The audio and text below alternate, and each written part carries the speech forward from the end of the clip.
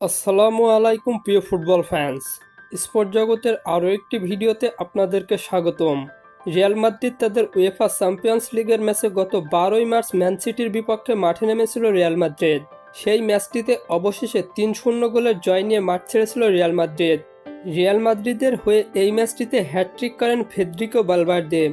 এই ম্যাচটির পর এবার লা লিগার ম্যাচে মাঠে নামছে রিয়াল মাদ্রিদ। আজকে এই ভিডিওতে আলোচনা করব রিয়াল মাদ্রিদের পরবর্তী ম্যাচটি কবে, কখন, কাদের বিপক্ষে মুখোমুখি হবে তা নিয়ে। তাই জানতে হলে মূল ভিডিওটুকু না টেনে সম্পূর্ণই দেখতে থাকুন আপনারা। রিয়াল মাদ্রিদ তাদের লা লিগার ম্যাচে এবার এলসে এসসি এর বিপক্ষে মাঠে নামছে তারা। বর্তমানে লা লিগার পয়েন্ট টেবিলে 27 ম্যাচ শেষে 63 পয়েন্ট নিয়ে পয়েন্ট টেবিলের দ্বিতীয় স্থানে অবস্থান করছে রিয়াল মাদ্রিদ। অন্যদিকে 27 ম্যাচ শেষে 26 পয়েন্ট নিয়ে পয়েন্ট টেবিলে 17তম স্থানে রয়েছে এলসে।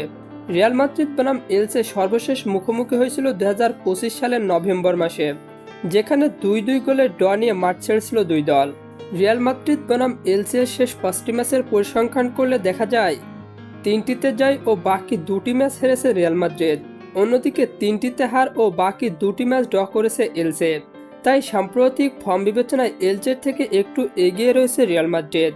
রিয়াল মাদ্রিদ বনাম এলসি এর মধ্যকার লা লিগার ম্যাচটি অনুষ্ঠিত হবে বাংলাদেশ সময় অনুযায়ী আগামী 15ই মার্চ রাত 2টায় এবং এই ম্যাচটি অনুষ্ঠিত হবে রিয়াল মাদ্রিদের বার্নাবিউ স্টেডিয়ামে।